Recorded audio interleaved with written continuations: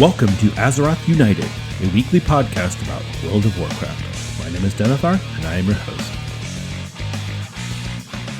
Welcome, everyone. Thank you so much for joining us. It's Tuesday night in Azeroth, and we have a great show lined up for you. We're going to be talking about patch 12.0.7, Revelations, the new content patch that will be dropping on June 16th. So that's pretty much going to be the main thrust of the show. We do have a little bit of news that we wanted to cover and a forum post of the week that I wanted to hit up. But that'll be the whole show. So get ready for, stuff. Pull up a chair, sit back, relax, and enjoy. Before I get into all the news, I'll do a quick rundown of what got up to last week. So last week was really weird because so I mentioned in the last episode, my brother-in-law came to visit.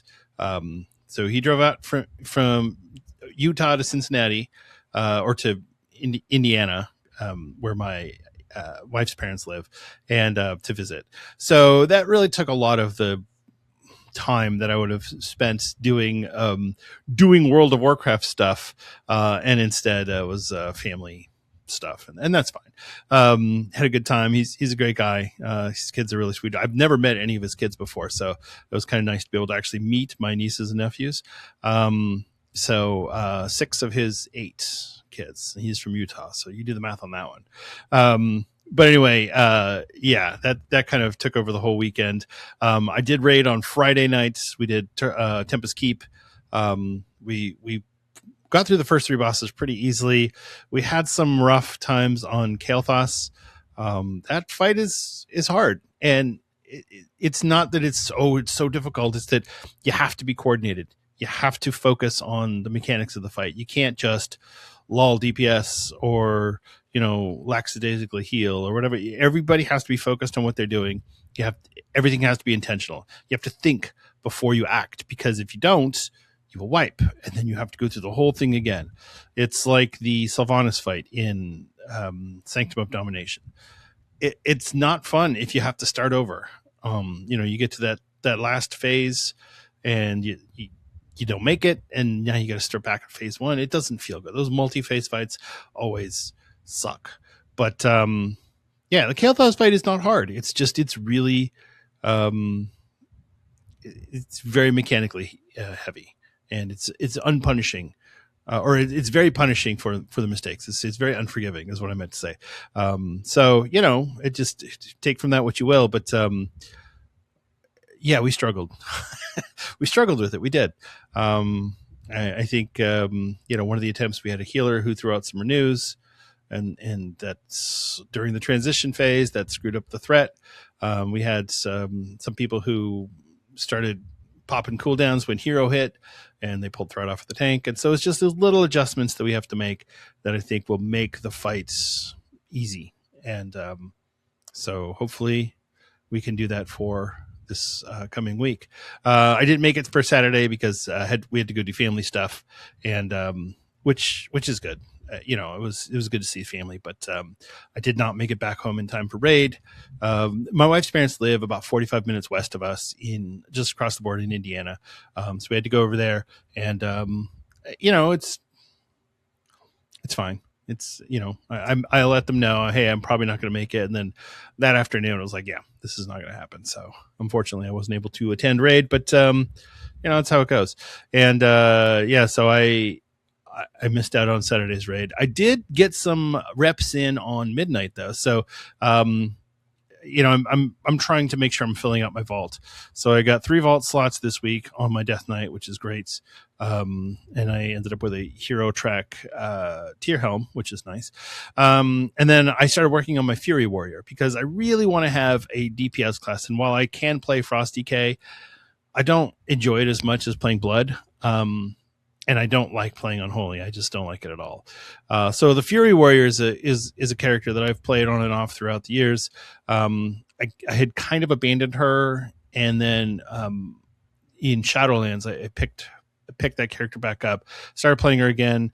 Dragonflight, I did a bunch of Mythic Plus on Fury Warrior, which was a lot of fun, especially Season 2 Dragonflight. That was like the golden times for Fury Warrior. But yeah, where things are right now, because I didn't like the hero talents in the War Within, and so I didn't play her as much. But now going into midnight, and I'm kind of evaluating everything. Fury Warrior's in a pretty good spot, at least as far as I'm concerned. It may not be the best DPS, but I am not looking for the best DPS. I'm looking for the most fun, and I have a lot of fun playing on the Fury Warrior. So yeah, so that's what I've been doing. So I did a bunch of Legion time walking this past week. I think she's level 82, but I'll get her to 90 before too long. And of course, we have the Turbulent Time Waste coming up, so that's a really good time to level up alts. But we'll get to that in a little bit. So that was pretty much the week. Yeah, just messed around with. I'm building a Great Hall in my player house, but it's not done yet. So yeah, I'll post some pictures and screenshots on the Discord server, which you can get to by going to AzerothUnitedPod.com. Check out our Discord, sign in there. It's a great place to talk about the podcast, or if you want to talk to me and just whatever. Sometimes it gets a little quiet because I'm not the biggest. I'll be honest, I'm not the biggest social media person. So I've been every episode I've been posting on Twitter and posting on Blue Sky and putting it out there. Hey, new episode up, blah, blah, blah, whatever. I haven't done it for like the last 3 weeks because I'm just like, I don't feel like it. So yeah, that's on me. But that's Discord server is a really good place to hang out and just talk about WoW in general, or whatever you feel like talking about. Post pictures of your dogs, vacation to the beach or whatever you got. All right. So yeah, that was pretty much my week. Like I said, not a huge World of Warcraft week, but there's a lot of stuff coming up in the very near future. Patch 12.0.7 is huge, and it's going to be a lot of fun. So I'm sure there's going to be lots of WoW to be had in the very near future. So there you go. Before we hit the news, let's do the forum post of the week. This is a fun one, folks. So, excuse me. How do I start this off? Let's see. Well, let's start off with everything started with a post on Reddit. I got tired of casino bots, so I started dropping Infernals on them. So those who don't know, the anniversary servers have a big problem with casino bots, where these people will stand around in Stormwind or Orgrimmar and offer gambling games that you can play, and of course, it's, the odds are against you, but people play anyway because they think they're going to win a bunch of money. But really, you're just getting scammed, just like any gambling. So this guy figured out how to drop an Infernal on the casino bot. So when you summon an Infernal, it comes down on a meteor, and after it lands, does a little bit of damage to the small area where it lands, and then it runs over to join you. So if you target exactly on the casino bot, you can one-shot them because they're level 1. You can one-shot them with this Infernal. It's a really funny video he posted on Reddit, and everyone went, ha, ha, ha. Well, it turned into a thing. Warlocks from all over started dropping Infernals. The casino bots got pissed. They started leveling up to or boosting to level 58 so that they wouldn't get one shot. But of course, that costs money, and that's eating into their bottom line. This person posted screenshots of a conversation they had with Casino Babe, who says, "Hello, last time before you get banned. I'm tired now. Understand? I've seen you do this in my video 3 times. I'm recording. I see you jump on me several times now. And if I see you do it one more time, you're gone. Finito. Bye. Understand this language? Test me if you want." So there's some anger there. I think maybe someone's got some issues. And then this other person posted, "This must be a burner account, right? You don't have your main on this account because you will get banned. Grin. Griefing. It's against TOS. Lol. That's why I figure you're using a burner." And then the person responded to them, "Botter talking about TOS?" Grin. And then the botter responds with, "Yeah, but mine is burner account. Is yours?" So this is like a whole thing that went back and forth. And really, if you want to go on Reddit and read all of the stuff that happened, you can. But the big thing here was there was somebody put in a ticket, and so what they have in here is so when do you ban the casino bots and also all the other bots? It shouldn't be the players to try to kill them. You don't even apply your own terms and conditions to them. Get rid of them now. So this game master responded to this player. Hello, and thank you for contacting us. I am Game Master Radalim, and I received your ticket. We all wish things were that simple. I would love to have a button to press that said ban all bots or something like that, but no such thing exists. These bots have a large incentive to continue their activities, money. They get gold from players participating in their activities, which they then redistribute to other accounts and then sell for real money. Of course, all this goes against our code of conduct, and we do take actions against them. And contrary to popular belief, no, we don't let them because they pay a subscription and pay us money. Quite the contrary, most of them use either fraudulent payment methods that end up costing us money or stolen accounts that cost us money in recovery. So even if you think we only care about money and not about the game itself, we have every reason to try and get rid of them. But because they make enough money to justify it, they just create accounts faster than we can ban them, including changes to how they operate to try and circumvent our detection systems and tools to continue their activities for longer. So what can we all do? Well, we rely on players like you. Report these bots through the in-game report system that sends all the relevant information to the security team. They review the information, take action, and refine their systems to be more effective and enable them to take proactive actions. It is true that they won't take immediate action as soon as you send your report, which is frustrating, but this is mostly due to the fact that those investigations and refinements take time and the high volume of reports we receive every day not all being accurate.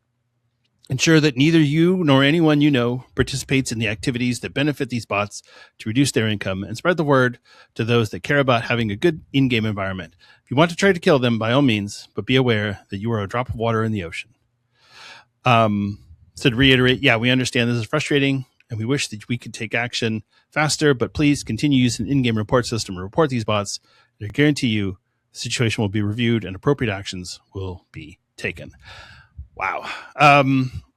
So, yeah, I mean, this is obviously creating a really big narrative, and it's not over. There's a lot of discussions. People are finding out new ways to kill these casino bots. There's a debuff that you can get in the Swamp of Sorrows that you can go over there and infect them with a curse and all sorts of things. But I think the really important thing here is, one, Blizzard doesn't want these bots around. And there's the constant narrative of, oh, Blizzard's just greedy. They just want the bots to stay around so they can get sub money.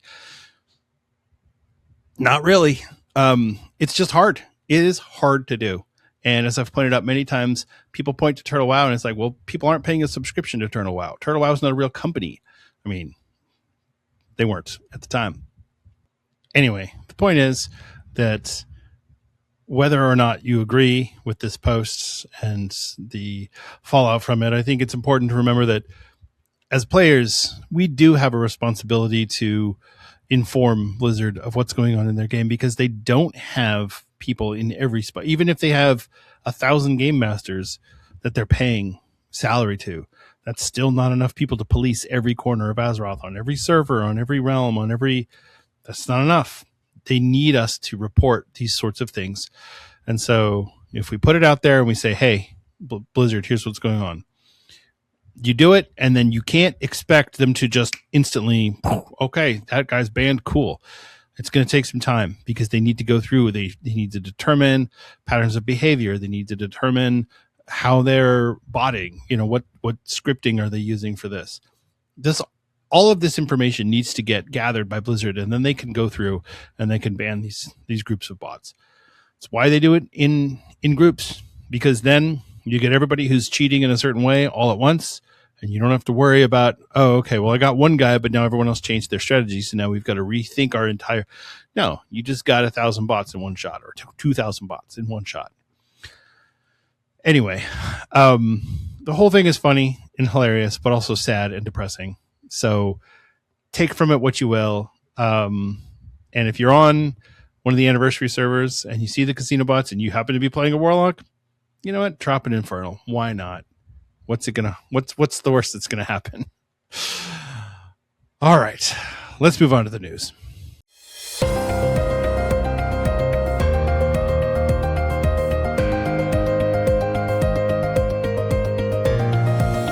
It's time for the news. In Blizzard news, so one of the things that I was going to do, and I wasn't sure how I was going to handle this, and we're not going to do it today, but so Warcraft Logs. First off, let's talk about Warcraft Log. Warcraft Logs is a website that you can go to. You can upload your log from the game, and then it will parse it out and show you how well everybody did on a particular boss fight or whatever. It requires a little bit of settings, changes in game, and then you have to export your logs, but it's a whole system, and everybody's had some sort of interaction with Warcraft Logs in some capacity, I would assume. But they're changing the way that they operate. So they used to have a tool called the Warcraft Logs Uploader. It would automatically upload the logs. You don't have to go through a bunch of settings on their website. It makes it super easy. You can even do live logs where you can have the logs upload as you go, so players can keep track of their progress during the middle of raid, which has never happened before. So they're changing the way that they do it. They're getting rid of the Warcraft Logs uploader. They have the Archon app, which is their parent company. And it's going to do a bunch of other things in addition to being able to upload the log files. Like it can record your gameplay and synchronize it with the combat logs, so you can see what you're doing while seeing what the logs are reporting at the same time in real time. It can automatically log content based on what you're doing. Like you can say, hey, anytime I pull a mythic boss or heroic boss, go ahead and start logging, or mythic plus dungeon or whatever it is. They're changing their reporting system and all of that. So they're trying to make it more useful. And yes, I know that there's a lot of bloat already on our systems. Too many apps, too many tools, too many utilities. I get that. Some people can't run more than World of Warcraft at a time, and that's fine. I can run 2 World of Warcrafts at the same time, and I do oftentimes do that. So to me, it's not an issue. But the reason that I wanted to bring this up, and they're making this transition on June 29th, I have been thinking about doing an add-on spotlight segment for the podcast for a while. I didn't quite have it set up for this particular episode, but I think in the future, what I'm going to do is I'm going to do an add-on segment where I highlight a particular add-on. Maybe it's a really popular one, or maybe it's something new that is really interesting. Not every add-on is good, but sometimes the good ones don't get noticed because, in all honesty, a lot of add-on popularity is marketing and how well the author of said add-on gets it out there and gets people interested in it. So the point is, this is something that I've been wanting to do for a long time. And so I'm going to take the opportunity here to start this segment off, even though it's part of the news. We're going to create a new segment that'll run. Maybe it'll run like 1 week on, 1 week off with Forum Post of the Week or something like that. I don't know. I haven't figured all that out yet, but this is a new segment will be coming, the add-on spotlight or something. It'll have a catchy name. Maybe I'll ask AI to come up with a good name for me. What do you think? Maybe not. Okay. There's a few collectibles that are out there that I wanted to point out. So the first one is the Fanattik World of Warcraft collectibles. They have a few different items that they've made available that are, I mean, it's cool. It's cool stuff. They've got a World of Warcraft limited edition CD-ROM replica. There's a replica of the original WoW CD, which is cool, I guess. The Murloc keyring, Murky the Murloc keyring, little Pepe the bird pin that you could put on, replica or a print of a painting of Sylvanas fighting Anduin, stuff like that. It's not too expensive, but it is available for pre-order because they're doing only a limited number of items. So if you put it in for pre-order now, you might be able to get it if this is something that you're interested in getting. And it's not terribly expensive. Like the CD-ROM replica is $35. The pin is $12. The keyring is $10. The Blood Elf shield bottle opener is $70, stuff like that. So check that out. That's Fanattik. Crazy about collectibles. Woo! Sounds exciting. The other thing that just came out, which I thought was really cool, is the little character statues that they did. So it's Tyrande, Jaina, and Varian statues from Hex Collectibles. And they are 1/6 scale, which means they're about 15 inches tall, which is really cool. These aren't World of Warcraft technically. They are Hearthstone, but it's still World of Warcraft characters. The Tyrande one looks really cool. I mean, Tyrande's just cool. but she's standing in her Moonwell. Jaina, it's the mage outfit, Jaina, with the hood, the cloak, and all that, instead of the Lord Admiral Jaina. And then Varian, it's just Varian in his armor with his 2 swords. So really cool stuff. These are not so cheap. They're ranging from $300 to $700 in price. These are pre-order, but with stuff like this, what they do is they take all the pre-orders and then they start their production run. They make all the statues and then they send them out. So they don't want to make statues that don't sell. So that's why you have to do pre-orders for stuff like this. They're really cool looking, very detailed. They've done other stuff in the past, Deathwing, Sylvanas, stuff like that. So this, I mean, I think that the company is Japanese. I'm not sure. But it's being sold through an American company so that we can get it here in the States, and in the West, as they say. But, yeah, I mean, if this is something that sounds cool to you, I would check it out. I'll put the links to both of these in the show notes. I think it's worth at least looking at. Some people want to have their cool collection. I've got a few things. If you watch the YouTube video, you can see, or the video on Spotify, you can see that, I have a few different collectibles and stuff. Not a ton of stuff. It's things I've picked up over the years. And, it's whatever. But I think it's cool to have some toys, for lack of a better term, whether it's in your man cave or your she shed or your office or whatever it is, wherever you want to keep that stuff. I think it's really cool to have.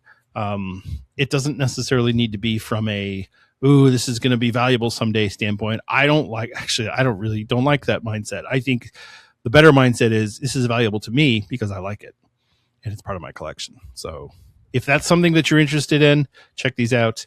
If it's not, then, well, you know what? That's okay. It's not for you. But I think they're really cool. The statues are too expensive. I'm not buying that, but I'm going to check out the other stuff. So, okay. The other item that is out there, and this one's a little different. This is Wowhead did a spotlight on a Reddit user who created Warcraft-inspired Lego sets for the BrickLink designer program. So basically they created, it looks like, I don't know, Crossroads or something, Lego set. It looks pretty good. It looks really cool. They said it's inspired by Orcish designs or whatever.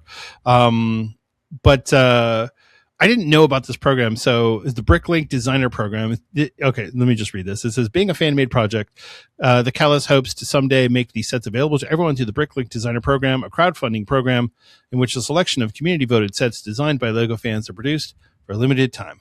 Of course, there's only so much that can be done with existing LEGO pieces, and the BrickLink program has specific parts requirements.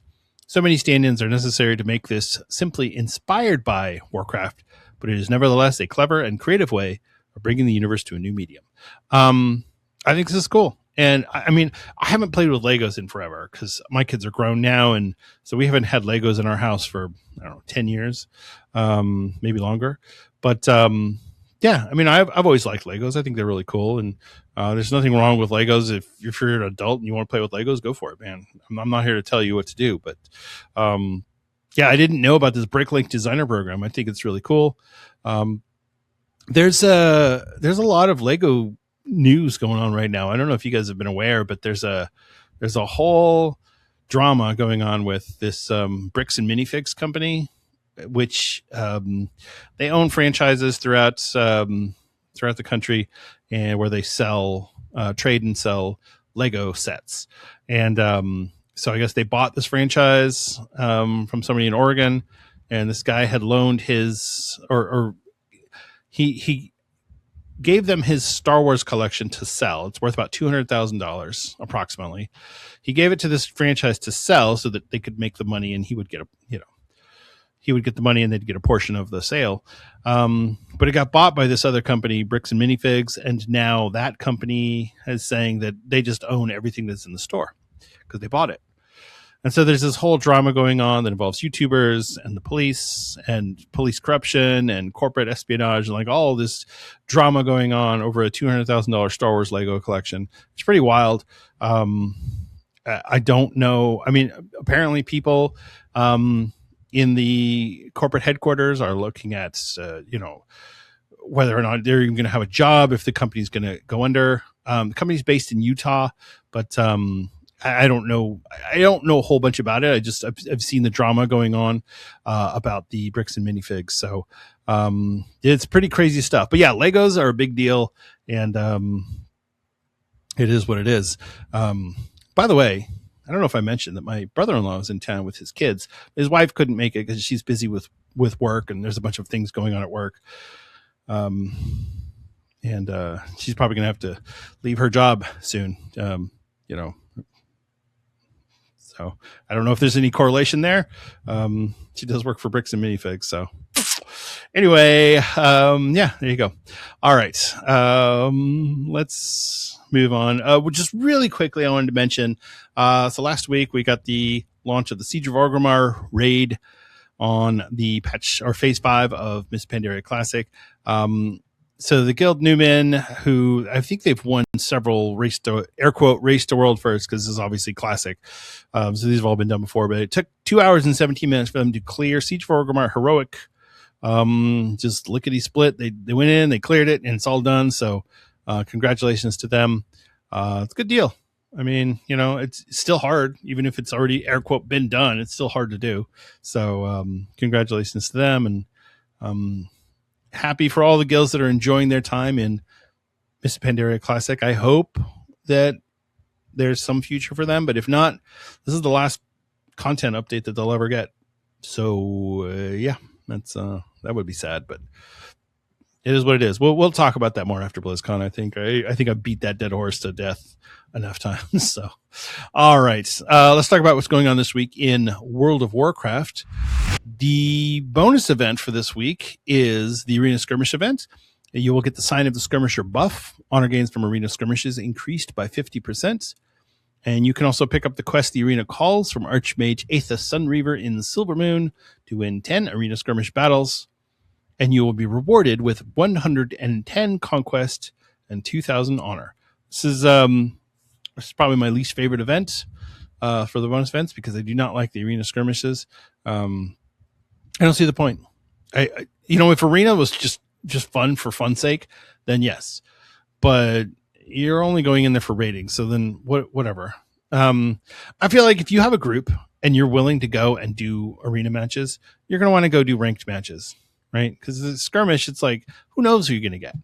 But it's still on the calendar, so I guess Blizzard knows that people do participate in this. So, from their standpoint, if they have these events and participation goes up during the event and then goes back down after the event, that can only mean that engagement went up during the event. So the fact that it's still here means that engagement goes up every 7 weeks or however long it is in between these events. So that's good, I guess. So if you want to go do your Arena Skirmish events, you can go do that. The PvP brawl for the week is Cooking Impossible. Nomi is hosting a Pandaran chili cook-off in the Valley of the Four Winds between the Alliance and the Horde. The first to bring Nomi all of the required ingredients wins. This one's fun. This one is a lot of fun because you're going and you're getting ingredients to make food. And so you can just go do that. And if the opposite faction wants to stop you, they can do that too. Or if everyone just wants to gather food, or if no one wants to gather food and y'all just want to fight, you can do that. And it's not like it's in a small area. It's literally the Valley of the Four Winds. You're all over the place. So this one's pretty wild. If you've never checked out a brawl, if you've always been like, well, Denethar, I hear you talking about the brawls every week, but I don't know. I don't like the PvP. This one is fun because it's so different and it's so out there. You're collecting food. You're farming. It's Miss Pandaria. You're out there farming. So yeah, it's not just running around in PvP. Yes, there is PvP happening, and yes, you can get killed by opposite faction. That is true, but it's really fun, and I like that it's different. I like that it's a unique type of battleground. This is when I think about brawls, this is what I want, because it's something out there that you're just like, well, you can't make a battleground like that, but it's cool to get a brawl every 3 months like this. So this one's good. I like this. When you zone in, you'll get to quest something different to win a PvP brawl, and you will be rewarded with Conquest Honor and Marks of Honor. So there you go. Cooking Impossible. And then finally, we'll round it out with the Darkmoon Fair. Still in town here till the 13th. Go get your profession quests done. Make sure you get your knowledge points. Get your XP and reputation buff by riding the merry-go-round or the roller coaster. Check out the concert. Fly through the rings. Do the races. The Darkmoon Fair is always fun. You know what? Maybe you have everything that you ever needed from the Darkmoon Fair. You got all the transmog, all the stuff. Okay, that's fine. Don't go. Or go and get your profession quest done and then leave. That's fine. I would always recommend, and I don't always say this, but I do recommend checking out on Wowhead or wherever, whatever your profession is, type in profession Darkmoon Fair quest, like leatherworking Darkmoon Fair quest, because you actually have to bring certain things to do those quests.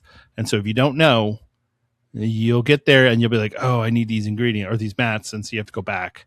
It's kind of annoying, but I would do that first. But anyway, like if you're a blacksmith, you need a portable anvil and stuff. So you could just grab one of those off the auction house or whatever. So, but yeah, it's definitely worth going to the fair and checking it out. Even if it's just really quick, it's worth it to me. So anyway, that's what's going on this week in World of Warcraft. Not a lot of news and stuff that's happening right now. We are in the calm before the storm because we're going to get patch 1207, and then like we've got the Midsummer Festival coming up. BlizzCon's on its way. We've got patch 12.1 on the horizon. There's a lot going on in game. We're going to get phase 3 of TBC anniversary soon. I'm guessing probably within the next 2 months or so, 2 to 3 months. I'm pretty sure it'll be before BlizzCon because that was on the roadmap, but we'll see. We'll see how that goes. But yeah, everything's kind of calm right now and quiet and just kind of chill, but it's going to get very busy as summer rolls on. So be prepared for that. And yeah, BlizzCon is coming up. So be ready for that as well. I'll talk more about BlizzCon. I might post some things on the Discord server about BlizzCon. So yeah, if you know that way, if you want to like, hey, Denethar, let's grab a drink or something. I don't know. Maybe don't. Maybe you're like, screw you, man.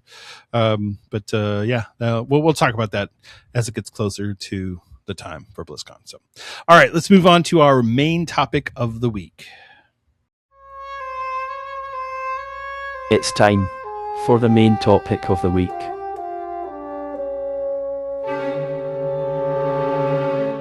So patch 12.0.7 Revelations will be the second medium content patch for World of Warcraft Midnight. It will release on Tuesday, June 16th, and we're going to talk about it now. There's a lot in this patch. Some of these, and I went through this a few weeks ago talking about or asking the question, was Blizzard releasing content too fast? There's a lot of content in this patch. I don't want to jinx anyone and say, oh, there's going to be things broken, but I can tell you right now, there's going to be things that are broken when this patch releases. There's no way they can release this much content in 8 weeks and have everything work perfectly. So just keep that in mind, that there's going to be some hiccups, some bugs as we go into this. So don't go crazy right off the no, it's everything's broken. It's going to work eventually, but the way things have been going in the last few years with Blizzard, with this 8-week content cadence, there's going to be some things that are broken. So let's go through the list. Here's what's coming with patch 12.0.7. The first big thing with this patch is the Omnium Folio. This is the new borrowed power system. We talked about it last week. And as somebody pointed out in a comment on the YouTube video for that episode, this is actually going to last us for the rest of the expansion. So this is what we get for Midnight. This is our borrowed power. And this is exactly what I was talking about. Blizzard releases a borrowed power system. We get used to it for the length of an expansion. And then it stinks when we have to give it up because, it's the end of the expansion. You can't just keep that forever. Otherwise, it's not borrowed power. It's just new power. So, but either way, here's how it works. I'll read this to you. Players will join forces with Magister Umbric and Grand Magister Rameth to restore the Sunstrider Omnium, an elven relic created to study magic and serve as a repository of knowledge that has reawakened after years of dormancy. There you go. Once unlocked, the Omnium Folio grants access to potent runes for battle. continue activities to imbue additional power and unlock its full potential against the forces of the void. These rune powers will be available to players throughout the rest of the Midnight expansion. So there you go. Omnium Folio. Runic Ledger, granting access to powerful runes. So as you go through, and it's just like any other of these systems, it's like a mini talent tree. You go through, you pick which ones you want. You can change it anytime that you want out of battle. It's not a big deal, but runes are a new borrowed power system that is not tied to a gear slot. Most rune powers are passive, generating damage and healing bonuses and or additional stats. And runes can be customized, and additional runes can be imbued. So it says unlock and choose your runes to empower the Omnium Folio. Magister Umbric and Grandmaster Rometh have some tasks for you. They need help repairing and restoring the newly reawakened Sunstrider Omnium. Once their initial tasks are complete, you'll unlock the Omnium Folio and begin your journey towards gaining access to its full power. So you gotta do some quests. You know, that's what WoW is. It's a series of chores that you have to do to go and have the fun stuff.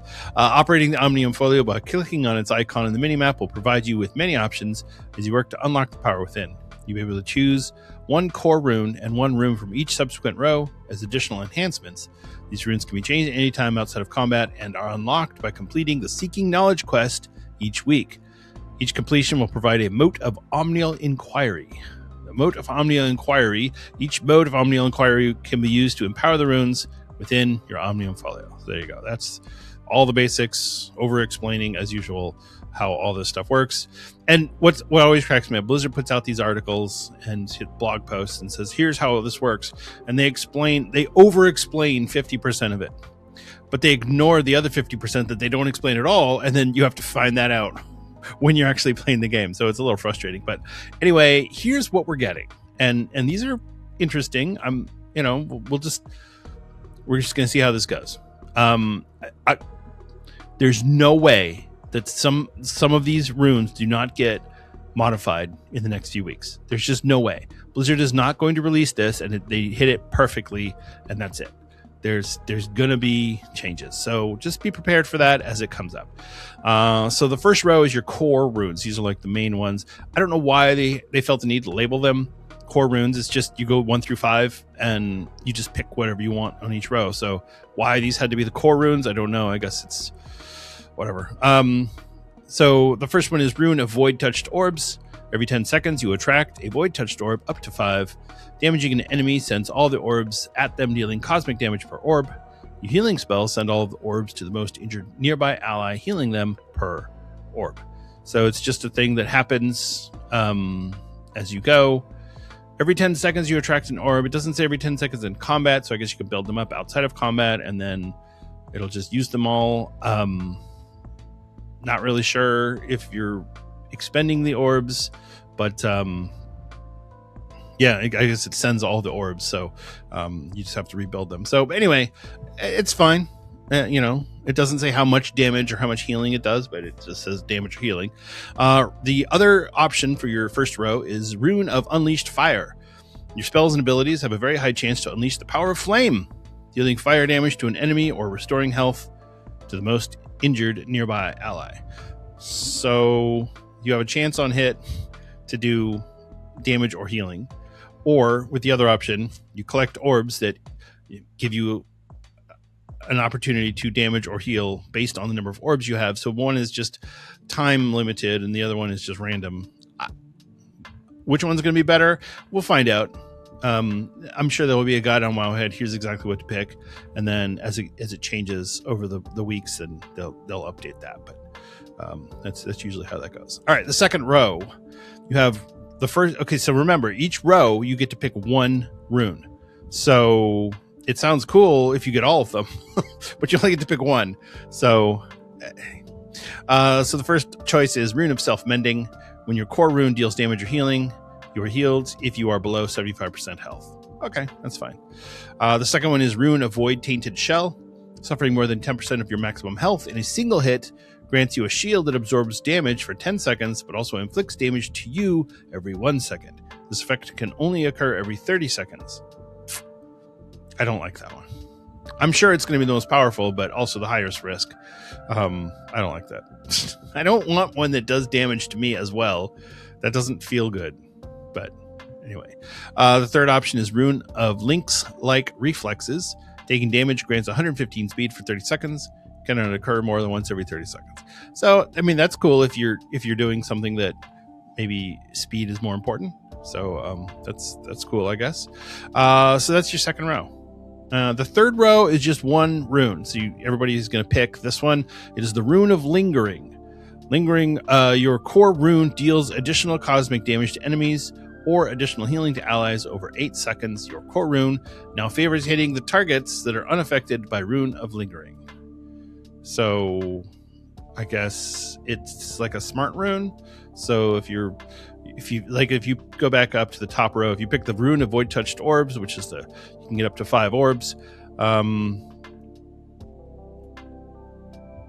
If you put a damage and healing debuff or buff on an ally or a debuff on an enemy through this Rune of Lingering, now your core rune is going to target someone else. It's not like it's going to pile on the same target.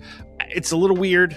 I'm sure that the logic behind it is perfect and will never make a single mistake. But yeah, this one's going to be weird.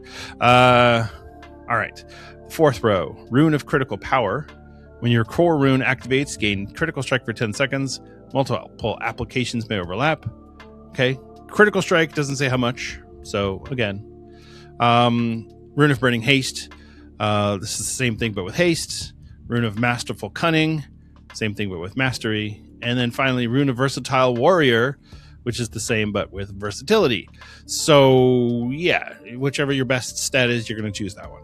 Or some people like to pick whatever their least stat is and try and build up the average, or your highest stat and make it go as high as possible. I guess it just really depends on your class and what's valuable to you. I feel like something like versatility would be really good in a Mythic Plus, but not so good in Raid. So I guess we'll just see. And then the final row, so you have Rune of Overload. The damage and healing of your core runes is increased by 100%. Rune of Residual Energy. Damage and healing of your Rune of Lingering is increased by 100%. So just how you want that distributed. And Rune of Echoes. Your core rune leaves an echoing curse on your target for 10 seconds. It accumulates 50% of all damage and healing done to the target by your core rune and your Rune of Lingering. When the curse expires, all accumulated damage or healing is dealt to the target. So there you go. Upon completion of all 5 Seeking Knowledge quests, players will receive the Housing Decor item, Sunstrider Omnium Simulacrum. So you get a new housing item that looks like this Omnium Folio thing. So pretty cool stuff. That's the big feature coming in patch 12.0.7. And normally that would be the only major feature of the patch, but there's still more to come. We have a new raid, which is Sporefall. And this is going to be the 4th active raid. It's a single boss encounter located in Harandar. It's going to be basically just an addition to the season 1 raids. The difference is that it's going to drop this Spore Fused gear. Spore Fused items drop at the highest item level for each difficulty, with Spore Fused Myth gear dropping at 298 item level, or the same item level as an Ascendant Void Core upgraded Myth 6 out of 6 item. So basically 298 as high as you can go.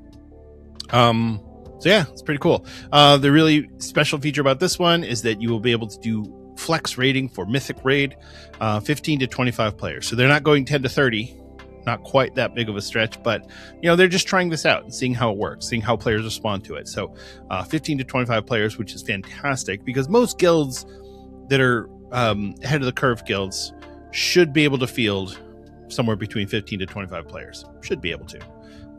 There are some guilds that stack 30 every night. There are some guilds that, squeak by with 10.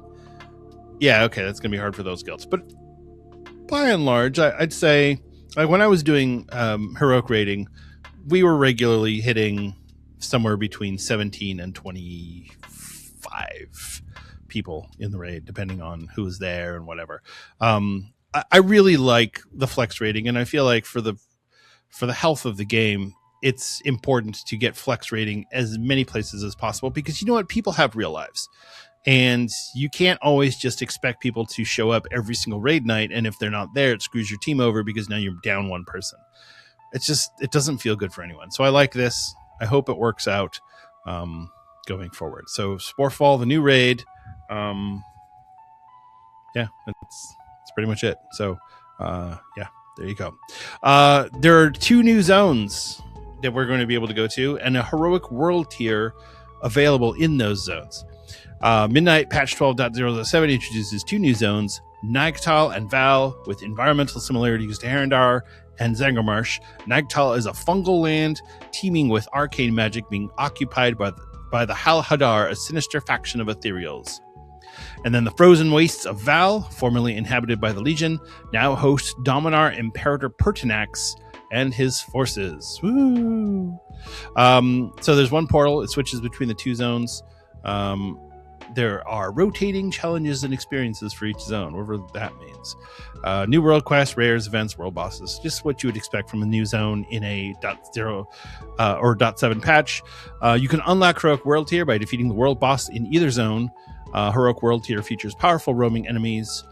You can get field accolades for most of your activities, and there are 2 new meta achievements for each of the zones, or for the zones, and that you can get mounts from. So that's pretty cool. So yeah, the 2 new zones. I mean,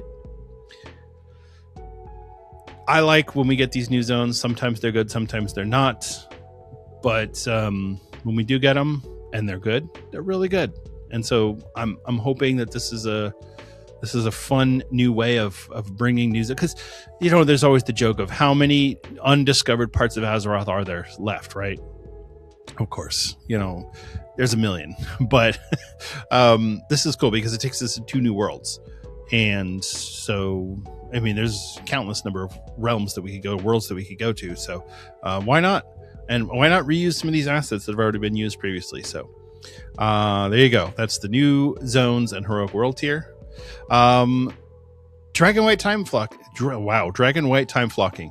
Dragonflight Time Walking is getting added in 12.0.7. So we're going to get a new time walking vendor in the Bronze Enclave of Valdrakken. Zidane sells new cosmetics, 3 new toys, a new companion pet, Dragonflight reputation combinations, 2 Dragonflight time walking mounts, several Shadowlands mounts from the last Turbulent Timeways. Yeah, I mean, he's got some cool stuff, and I would just go check out the vendor. There's a bunch of ensembles that you can get, which are really good. I love the ensembles. I'll tell you, I don't like buying a single piece of time walking gear for transmog. It doesn't feel good, but the ensembles, those are cool. I like that. The Dragonflight dungeons that are added to time walking are Algathar Academy, Halls of Infusion, Naltharos, Ruby Life Pools, the Azure Vault, and Brackenhide Hollow. So there you go. In conjunction with that, Turbulent Timeways is returning for patch 12.0.7. It will start on June 30th and run through August 11th. It's the same thing as always. You're going to get the stacking experience buff. It'll cap out at 30. You want the Turbulent Timeways 5 achievements for doing it 4 times. I think it's 4 times. Or 5 times. You Master of the Turbulent Timeways 5, and then you will get the Spawn of Viranoth mount, which looks really cool. I'm definitely going to be doing this one. This is a great time to level up alts, people. If you've got a bunch of alts that you're like, oh, but I just don't feel like leveling up time walking. This is a lot of people are going to be doing time walking. The queues are going to be short. It's going to be fun. So definitely do Turbulent Timeways in the starting on June 30th. So there you go. And it ends August 11th, which, like I said, that's when everyone thinks that we're getting patch 12.1. But we'll see at the time. We don't know yet.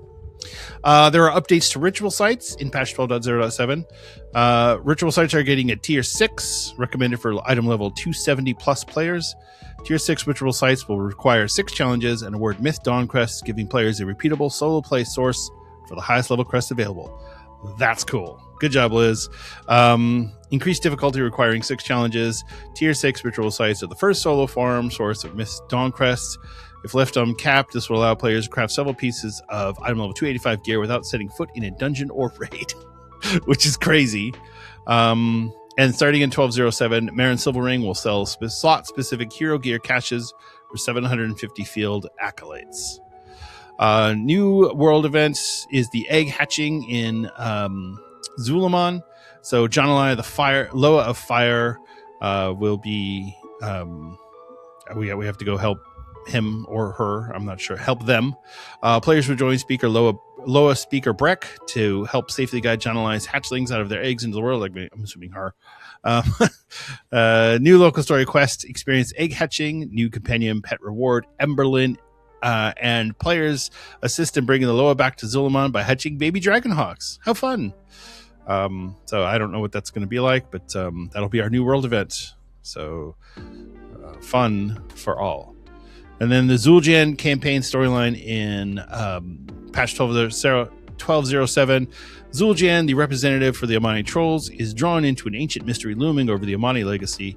When gathering with the Haranir, players will team up with Zul'Jan and Kanduru as they seek to uncover the truth. New Midnight campaign storyline, joint forces of Zul'Jan and Kanduru, arrives on July 7th, 3 weeks after the release of patch 12.0.7. And this questline leads into the patch 12.1 campaign. So, surprise, it's going to be trolls. Nobody knew that. What? Other things that are getting updated in 12.07. So we have new lore walking. Explore the lore of the Loas alongside assistant lore walker Lili. With troll lore walking, the Loa lore walking features storylines centered around the following tribes and empires: Darkspear, Drakari, Gurabashi, and Zandalari. The Darkspear Dash, which started as an annual community organized charity event, is becoming an official holiday in Azeroth. The first Darkspear Dash will feature fun new rewards and start on Saturday, June 27th and run through the 28th. We talked about that previously. It's a really cool Pride-themed event that I think it's great. I'm really happy about that being added to WoW. Interface updates that are coming in 12.07. So this one's interesting. The personal resource display offers several new customization options, added adjustments for size, spacing, padding, opacity, and visibility. Health bar, resource bar, and class resource bar can now be shown or hidden separately. You can change the color and bar text visibility, and the new personal resource display art will be available. So I think it's great. I don't use the personal resource display, but I'll tell you right now, if I can customize it a little bit, I will probably start using it, because it's been rough without weak auras. I can't tell you the number of times I've been like, oh, I need to do this. Let me go make a weak. Oh, especially because since I'm playing Classic, I can still use weak auras. I use weak auras all the time in Classic. So it stinks to not be able to use them in Midnight. But yeah, I mean, that's where it goes. It sucks, but yeah, that's that's how it is. So yeah, we'll check out the new personal resource display. It looks good on the PTR. Everything looks good. It's fully customizable, so I like that. You can have it on my Death Knight, I can have it show the runes, but I can disable the health and runic power bars if I just want to have the runes show up. So it's stuff like that. But you go, okay, I can customize this a little bit better. Blizzard is getting better at the interface customization now that we have no weak auras. So I think they've realized that they need to really step up, because they screwed up by getting rid of weak auras, or by forcing weak auras out. They didn't actually get rid of weak auras, but they did kind of force them out. So a couple of other things that are being added. Outdoor lighting for player housing.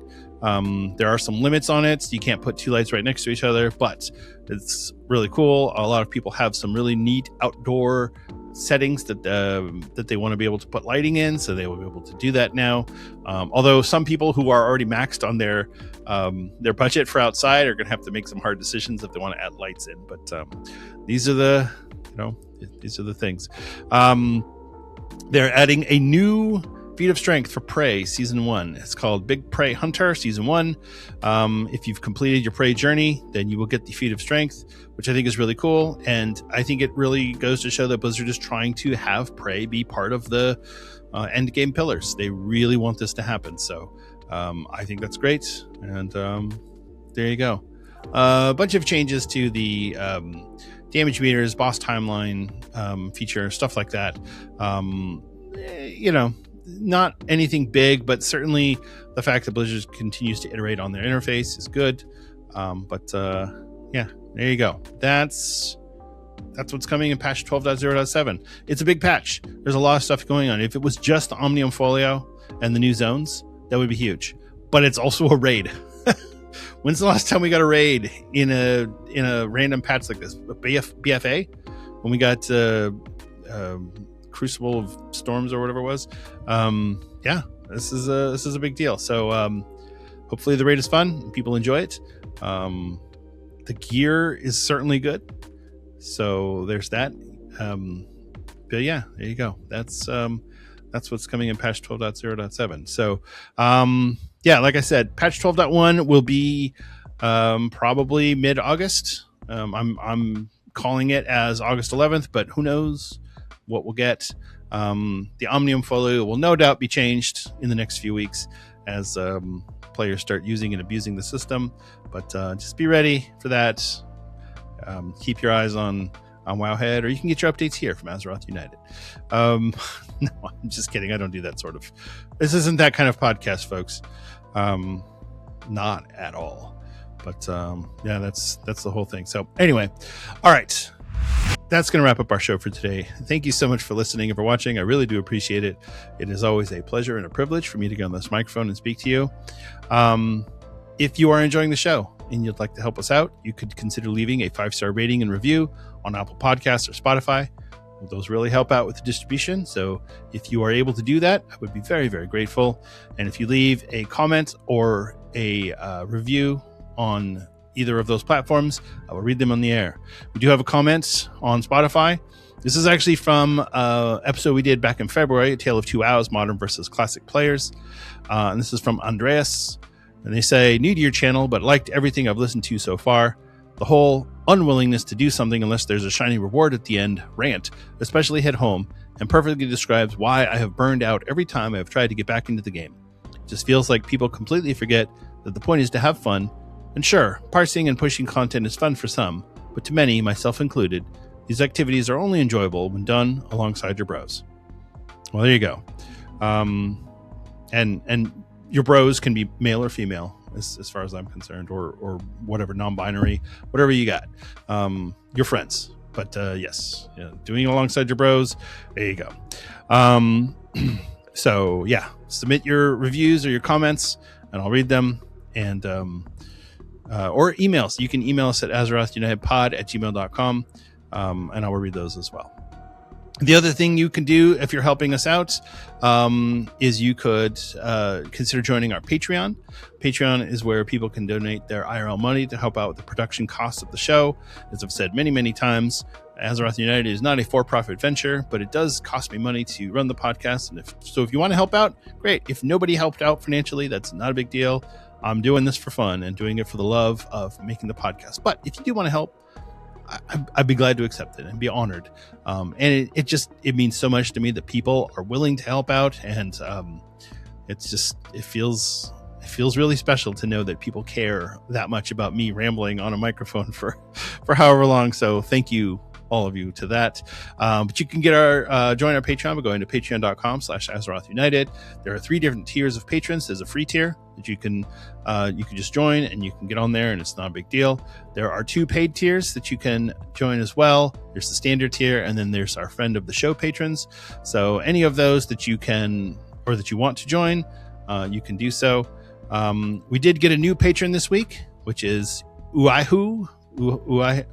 I'm not sure. I'm sorry. I don't know how to pronounce your name. I hope I didn't screw it up too much. But Uaihu, thank you so much for joining the Patreon as a free member. It's all it takes is just join. You don't have to do anything else. You can just jump on there, and it's all good. As I've said before, I do have some things in the works, but it'll probably be after summer. But we've got some things that we're tossing around for the Patreon, which will include the free members as well. So yeah, go ahead and join the Patreon, patreon.com/Azeroth United. I also wanted to take a moment to thank our friend of the show patrons. These are our top tier patrons. This is the $3 tier of Patreon. So thank you to all of you who have, especially our longtime patrons, but all of our patrons. Thank you so much. So I want to thank the friend of the show patrons right now: Stug Life, Theliel, Greybeard, Raven, Azurin, Agro Management, and Luch. Thank you all so much for your support, and to all of our patrons, thank you for helping make Azeroth United possible. And that's it. That's the whole show. Thank you again for listening. Remember to be good to each other out there. That's a real person on the other side of that keyboard. And maybe they like doing casino bots and that's their thing, and you don't, and you want to drop Infernals on them. You can still be friends. Maybe you can judge their activities from afar, but it doesn't hurt to be nice. So just smile and nod and say okay, and then drop your Infernal. All right, take care. I love you all, and I'll see you in Azeroth.